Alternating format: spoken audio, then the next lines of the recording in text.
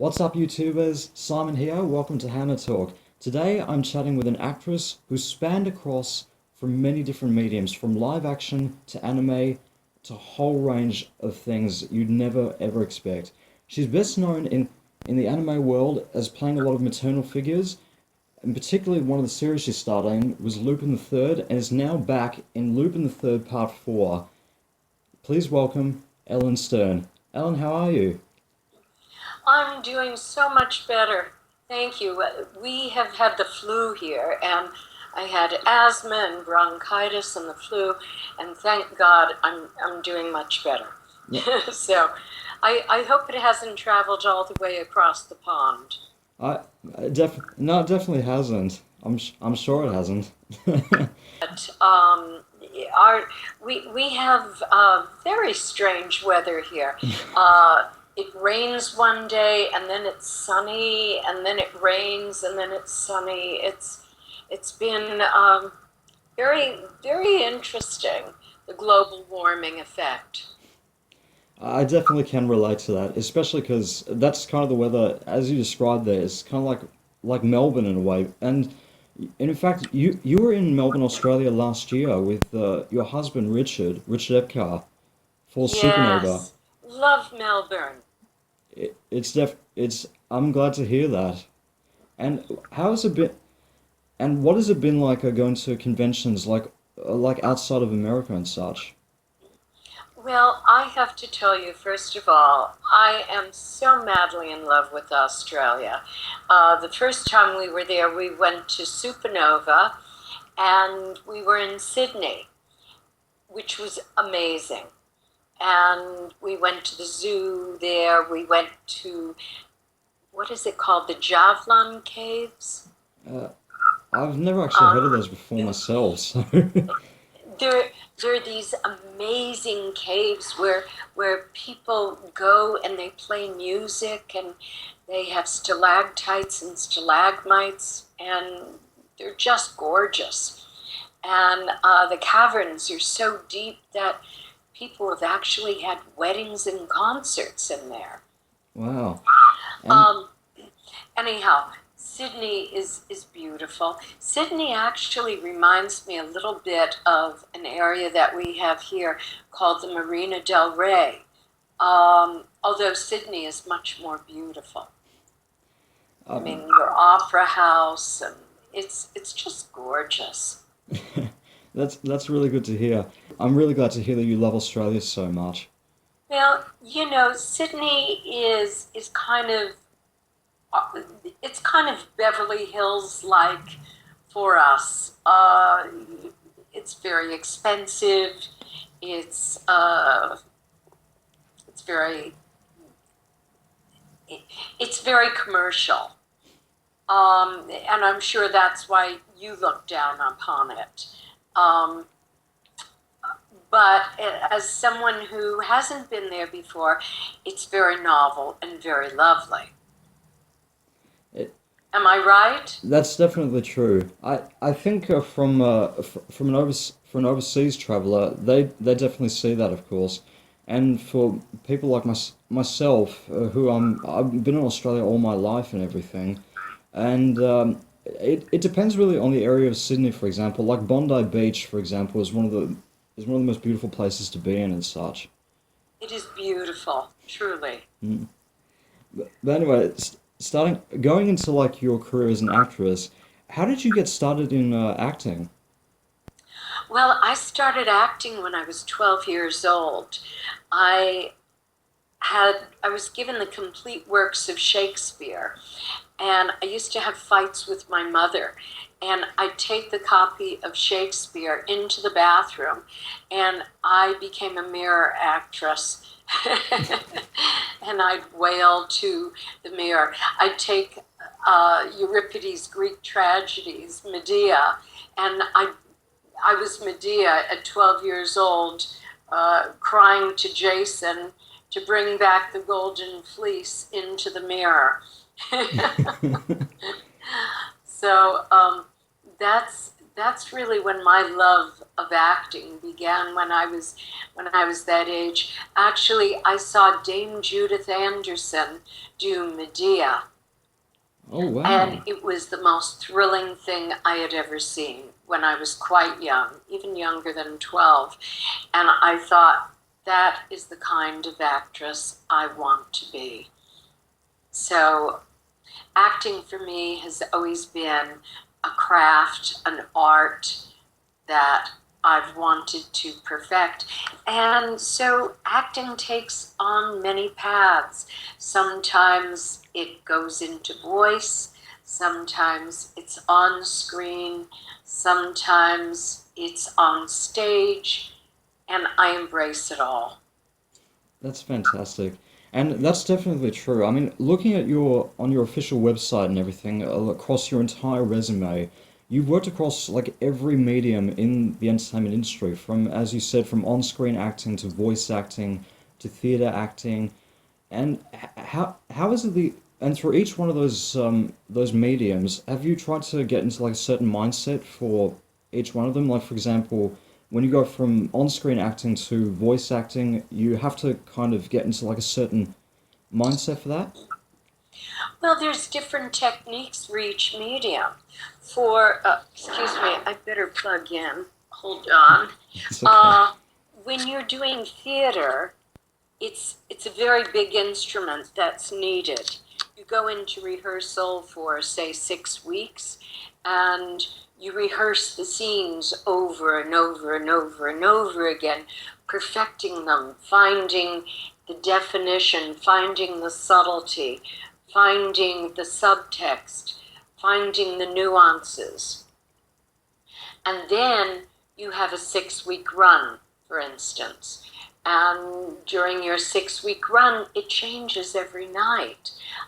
May I just add, on a side note, I know you had Jeffrey Rush, who did Exit the King in Australia.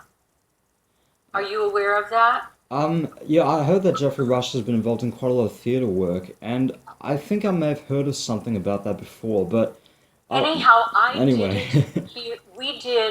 The United, we did the West Coast premiere of it here in California, and I played in Exit the King. I played the Queen, which was the role that Susan Sarandon did, and I did it. What was it, a year or two ago? And it was quite exciting. So our connection to Australia continues.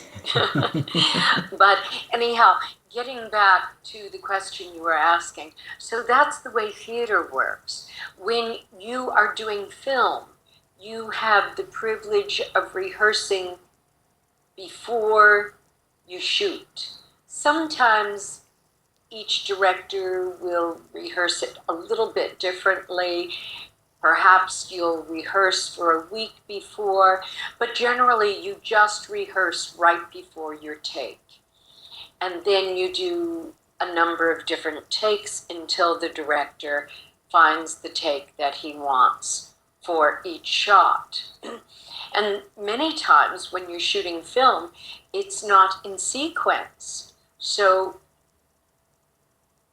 unlike a stage play where you see the play. Anyhow, as I was saying, in film you may rehearse, but generally you just rehearse right before you do the shot, and it's many times out of sequence. When you are doing voice work, it's very different. If you're doing original voice work for an original series, then you will get the script ahead of time, and you will perhaps rehearse it a little bit, but generally you get the script beforehand, and then you go right into the studio and you record. So you do not have the luxury of rehearsing. When you're doing anime, that's a whole different animal. You do not have any rehearsal time. You do not know generally what character you're going to do many, many times. You walk into the studio and they say, okay, you're going to be doing this character. Or maybe you audition for it and got the character. But you go in and you record right then and there. So you do not have rehearsal time. Right. And so it's very, very immediate. And so the kind of tools that you use for, say, voice work on anime, you have to, in a way, draw from a theater background. The people who I find, and this is my own feeling as a director, the people that I find who are most effective at doing voice work are people who have a theater background, because they understand the arc of a character as opposed to just going in and doing a funny voice. And you will find yourself, as a listener, being drawn to those people because the characters have humanity. And that's what you're looking for in a character, is no matter how silly they are, or no matter how outrageous they are, you want to see their humanity and you want to see their truth. So, so those are kind of the differences between the different sets of acting. And then there's radio plays, which you can do. Radio plays, you can rehearse. You'll maybe get together and rehearse a few times, and or maybe once. You'll have a run through, maybe two, and then you'll go out and you'll just do it. So there's a lot of improvisation that's involved, and a lot of immediate play that's involved. You have to know how to have the freedom to play. That's one of the most important things in knowing how to do voice work, is knowing how to play. If you're tight and you do not have freedom, then it's a very difficult medium to adapt to. Wow. And I have to ask you, of course, like as you explained about with all the different mediums you worked across and through how each one of them are different, what have you found from your own experience, like you found the most easiest to work on and the most difficult to work on? Um, I don't find any of them difficult. Each time I begin a project, there's an excitement because it's always challenging. I never know what it's going to be. I never walk into it and go, oh, this is a piece of cake, because it's always a challenge. I never know what it's going to what is going to happen, what it's going to be like, because every time there's different parameters. The most difficult thing to do in voice work is screaming, because what you're doing is you're pushing your chords, and sustained screaming for longer period of times puts a strain on your voice. That's really the most difficult thing to do. But insofar as characters, each one is delicious. I love walking into the most difficult characters and finding just something that's so exciting, something that I've never done before. I have a very big range, all the way from being able to do children and babies all the way to being able to do old people. So that's the joy. The joy is the challenge, is being able to jump in and play. That for me is what's really fun. That's fantastic, and that's definitely true. That's really the main thing. And with all the roles that you've done across through well, going into the live action scene, one of the series that struck out to me was the Milk and Honey series, which you did, which was produced by Idris Elba. What was it like working on that series? And did you ever get to meet Idris Elba when you did the series at that time? Yes, I did. I did. I didn't get to know him well. I just met him, and he was very nice, and but it was very, very brief because what I was doing was working. Um, it's a very interesting series. It's kind of like a black entourage, and I don't know what will happen with it, where it will go, or it's kind of like one of those things, you do it and you move on.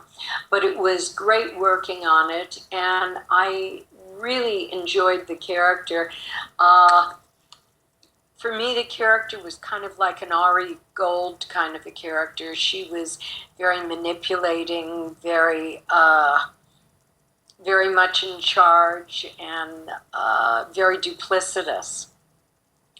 And so that was a lot of fun to do. It's for me always the most fun to do complex characters rather than just doing moms. I do a lot of moms, but I love very complex characters. They're a lot of fun.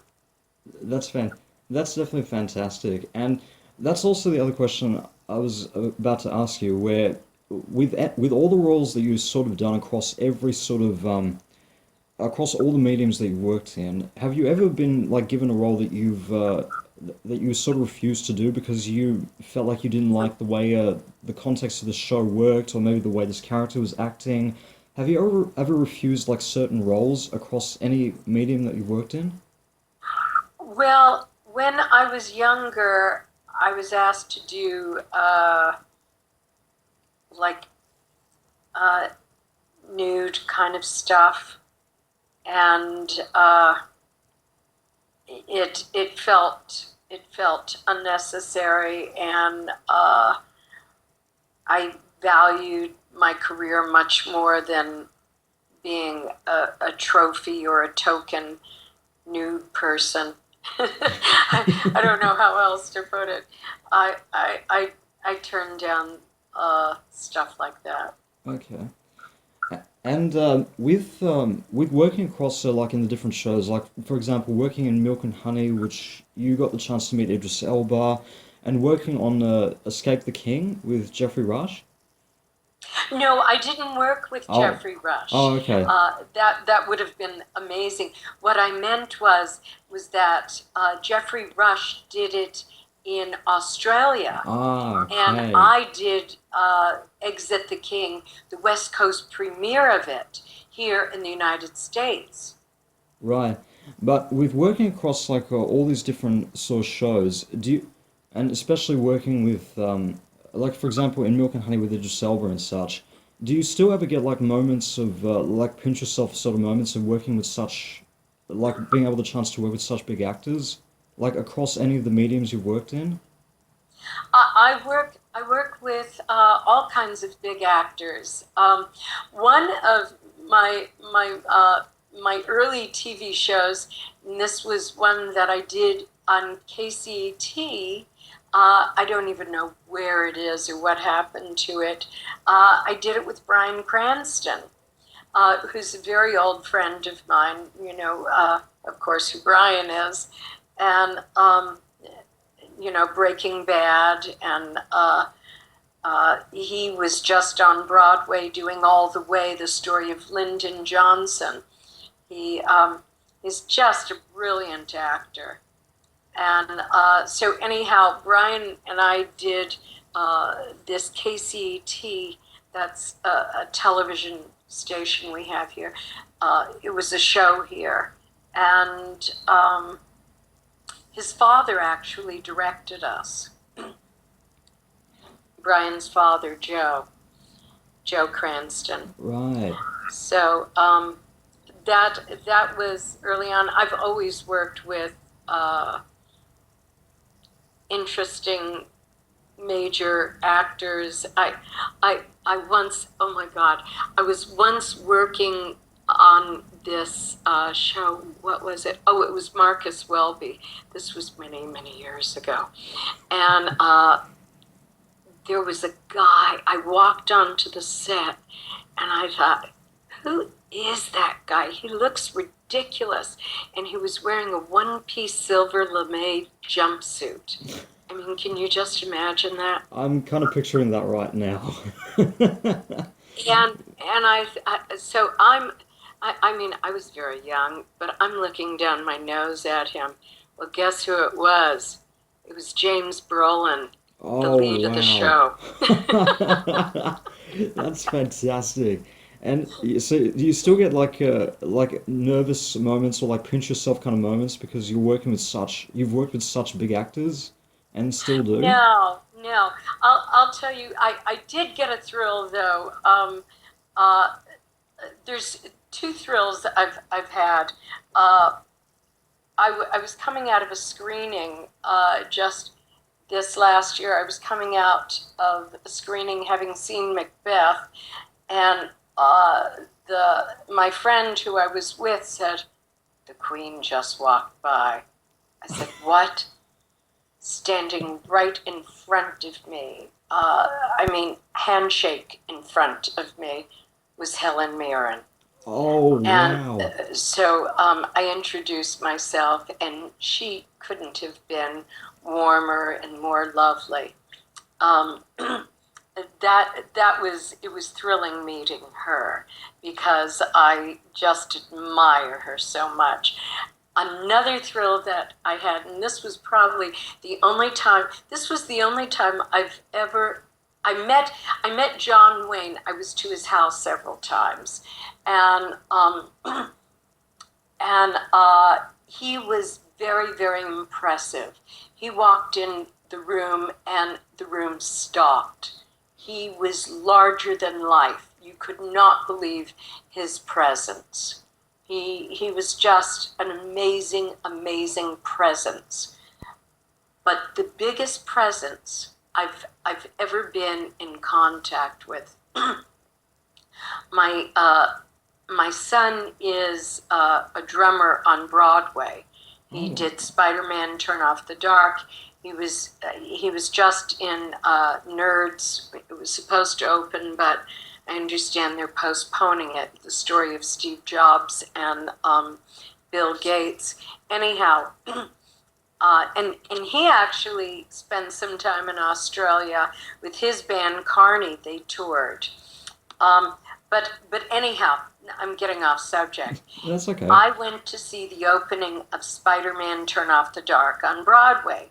You know, my son was in it, and so I was very, very thrilled. Well, I had front row, absolutely smack dab center seats, double A, and all of a sudden there is this noise, this throng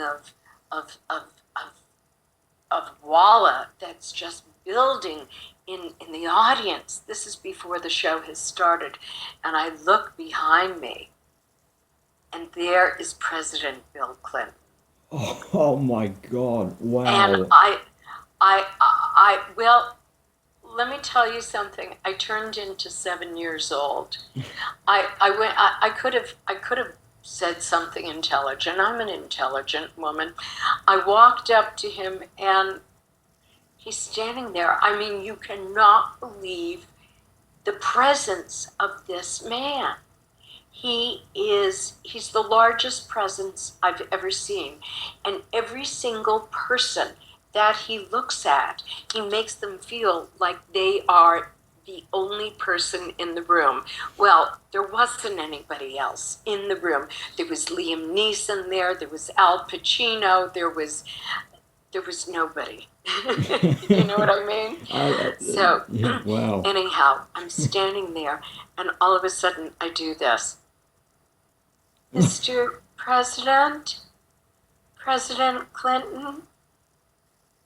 And I'm just like very tremulous. He turns around and he goes, "Yes." I said, um, could could I take a picture with you? And I'm actually looping two events together because I went back and forth, and he put his arm around me and he took a picture of me and he said, "And what's your name?" And I just froze. And I went, and I thought to myself, am I Ellyn Stern? Am I Ellyn Epcar? um, what should I say my name is?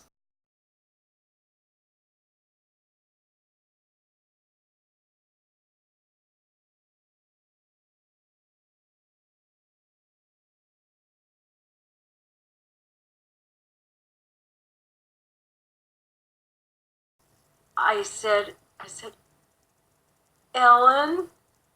He goes, well, it's very nice to meet you, Ellyn. And I felt like he was going to say, and how old are you, Ellyn? I mean, like I was 7 years old. That is fantastic. Wow, that is definitely an experience. But And that was the only time when I ever went went bananas. that's absolutely brilliant. And going, of course, into in the anime world, like one of the series I mentioned before, which is Lupin the Third, you and your husband Richard Epcar had announced on Facebook and Twitter you're involved in the production of part four of Lupin the Third.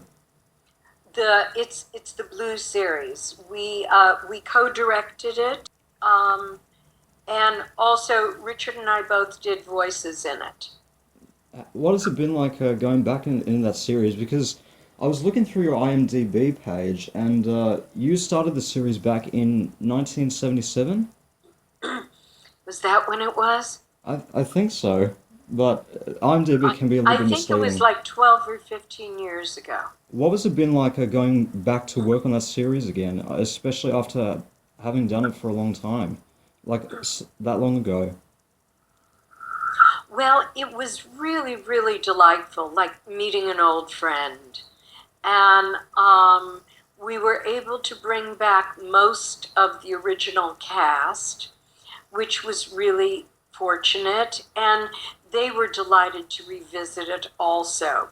And so it was just, it was like a warm hug. And, and we have heard that it's been very well received. Anyhow, it was like being with an old friend, and the stories are quite fun. We did it so quickly, Simon. We had 1 month to do the entire Wow. series, and we were working from 9 in the morning till 11 at night, almost every single day. It was very intense. And Richard was in one studio, and I was in another studio. So it was it was wild. It was a very, very intense month. I'm sure it must have been, but it was definitely all worth it to finally get the series out and everything. Yeah, so we're looking forward to seeing it because generally we're able to QC the series to, which means to watch it down. But this time we just had to ship it out. So because we just directed it and voiced it, we're not the company or the distribution. We're just the hired hands. Yeah, but definitely I'm sure the series is going to be fantastic. And on to the final question. Without getting into any spoilers whatsoever, any current projects that'll be happening for you this year or in the near future? Yes. Well, first of all, I've got my fingers crossed. So everybody say, just send me tons of huge. I'm up for a huge film, for one of the major roles in a huge film. So I'm sitting on my hands and fingers, crossing everything, crossing all my digits, hoping that goes through. But the other thing is, I have written a sitcom, and Richard and I are going to be starring in it. Fantastic. And so that is the big thing that we're working on right now. And it's a sitcom, and it's quite fun. And everybody enjoys superheroes and has enjoyed the comedy millings of Richard and Ellyn will will appreciate this. I'm definitely a superhero fan. I'm definitely a huge fan of both you and Richard, and I'm definitely would be excited to see it. Is it when will it be? Do you know when it's going to be released, or when will it be dropping? Well, we're just getting ready to shoot it. Excellent. So I'm not quite sure. I'm waiting. I'm waiting to hear from some people, but the script's in place and all the major pieces are in place. So we're just waiting for a go right now. So that is big. Another thing that I did, I don't know whether you have followed. I'm on a Disney series called Limon and Ali. Yeah, yeah, I've heard you've been involved in several Disney series, but no, that's the first I've heard of that one. But that's fantastic. Yeah, and I play. It's about a bunch of ducks, and I play the mother duck, and she's funny. It's a cute series, That's and fantastic. it's Limon and Oli Oli like lemon and oil. Sure. You know.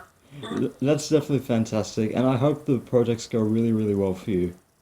Oh, thank you. And if I can just say, that's one. And for everybody who is not familiar with my work, please Facebook me, Twitter me, and I have a very open, accessible page, and I would love to be friends with all of you. That's fantastic, Ellen. Ellen Stern, thank you so much. It's been an absolute honor to talk to you, and I'm I sorry.